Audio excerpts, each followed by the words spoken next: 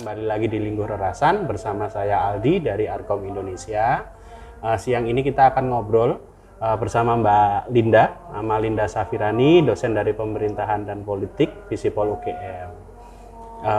Mungkin siang ini Mbak saya sebenarnya pengen tahu, mungkin kawan-kawan juga ingin tahu, apa sih sebetulnya fungsi atau pentingnya bekerja secara politik untuk anak-anak muda di perkotaan. Ya, ini isu yang menarik banget, Mas Aldi. Terima kasih sudah diundang ke podcast ini. Jadi kalau di Indonesia itu ada kecenderungan kira-kira dua kelompok besar anak muda, Mas Aldi.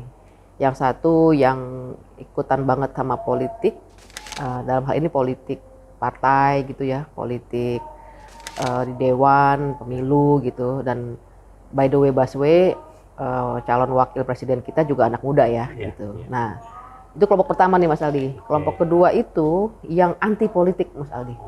Yang sangat sebaliknya, males banget sama politik, anggap politik itu cuman kerjaannya elit, anggap politik itu cuman alat yang bisa bikin hidup sengsara gitu lah kira-kira.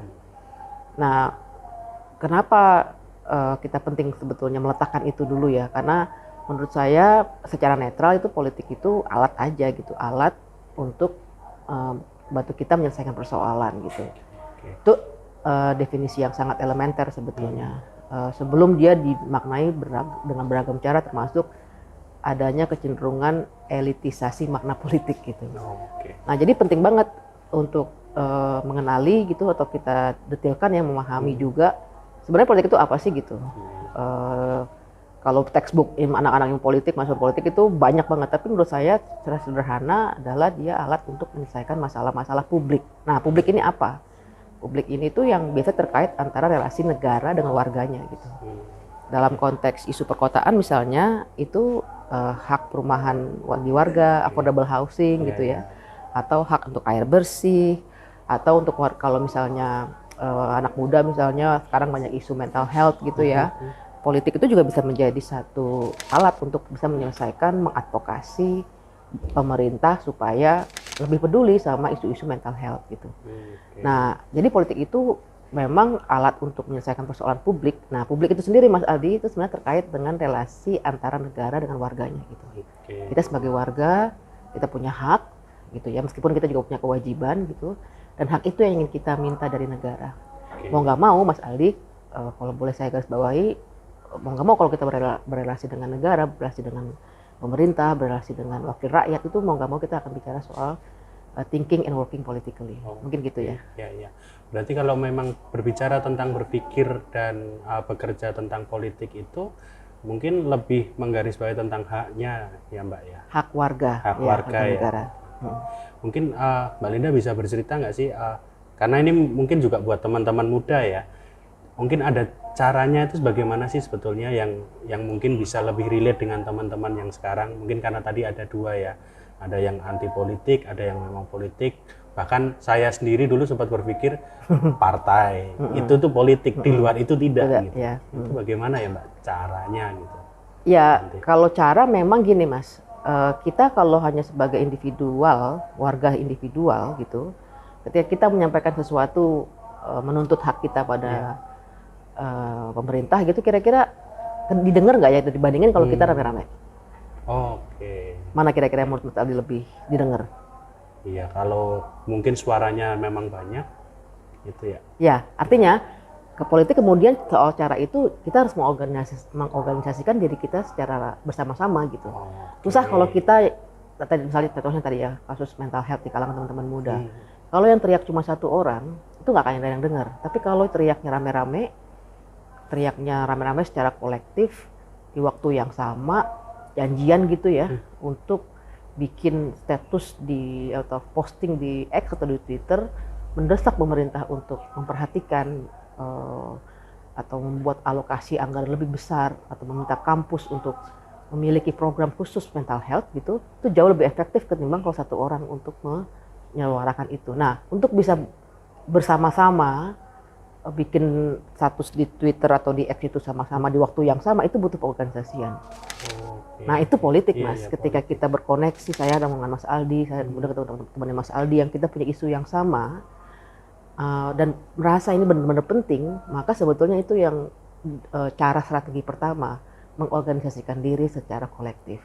Prinsipnya semakin banyak yang bisa mengikuti cause kita, gitu, mengikuti isu yang kita dorong agar pemerintah memperhatikan, maka semakin bagus gitu.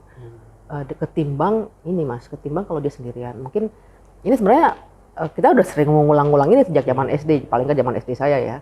Lalu kan dibilang ada satu peribahasa, bersatu kita teguh, bercerai kita runtuh. Itu persis sebetulnya yang kalau kita langsung kaitkan ya dengan caranya gimana, itu ya pengorganisasian itu nomor satu menurut saya. Oke. Berarti saya nangkep Mbak ya. Kira-kira berarti memang cara atau langkah dasar yang pertama ya, kalau memang mau bekerja dan berpikir politik buat teman-teman nih yang memang ada ketertarikan atau ya ada isu di situ dengan tema apapun, ya bersama-sama kolektivitasnya berorganisasi itu yang menjadi kunci awal ya Mbak ya, sebagai dasar. Betul. Oke.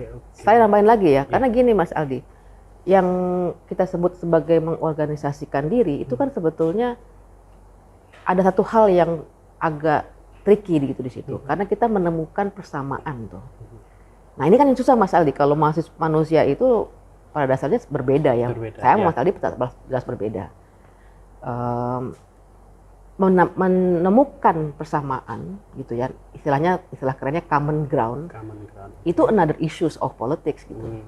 Kita tahu kita semua berbeda, kita punya ciri yang sendiri-sendiri gitu ya, khas, unik. Tapi ketika kita mau bersama-sama gitu, mendorong kolektivitas, berorganisasi, melakukan pengorganisasian, mengedukasi dan seterusnya, kita perlu tahu juga yang namanya samanya kita nih apa gitu. Mencari titik sama itu, mencari irisan itu. Ini kebetulan memang contoh saya sederhana ya, soal mental health gitu. Tapi kalau kita buka dengan isu yang misalnya lebih kompleks yang teman-teman di di Arkom atau di Urban Camp ini dikasih isu air, isu tanah, isu perumahan, itu jauh lebih kompleks di mana orang sulit sekali menemukan persamaan.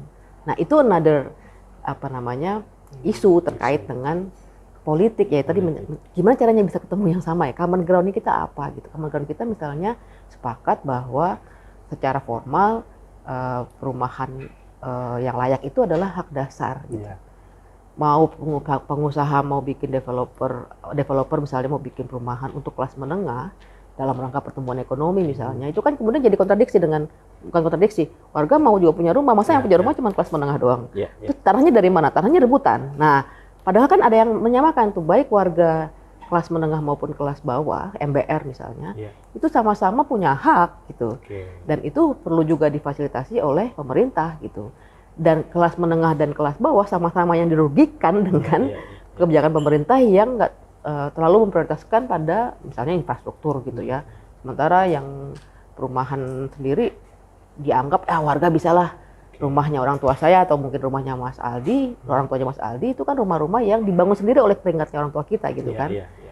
Menabung dikit-dikit, nambah anak, nambah beli lagi sebelahnya, sehingga kemudian jadi rumah yang seperti kita dibesarkan gitu.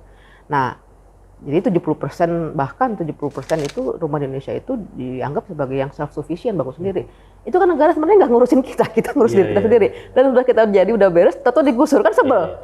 Nah kayak gitu loh Mas. Tapi kembali pada poin tadi, common ground, menemukan titik sama itu yang juga hal penting dalam organisasi. Siap. Berarti itu ya mungkin teman-teman ya.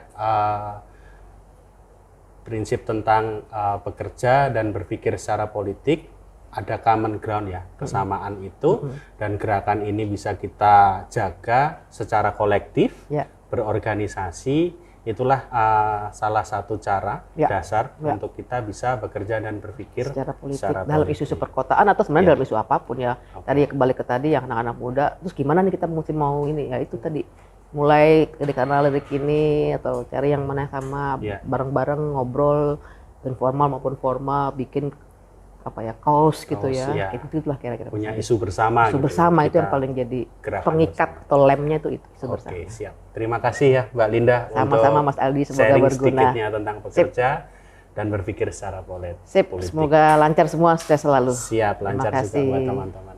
Siap, terima kasih teman-teman. Sampai ketemu lagi di Linggo Rarasan selanjutnya. Bye-bye.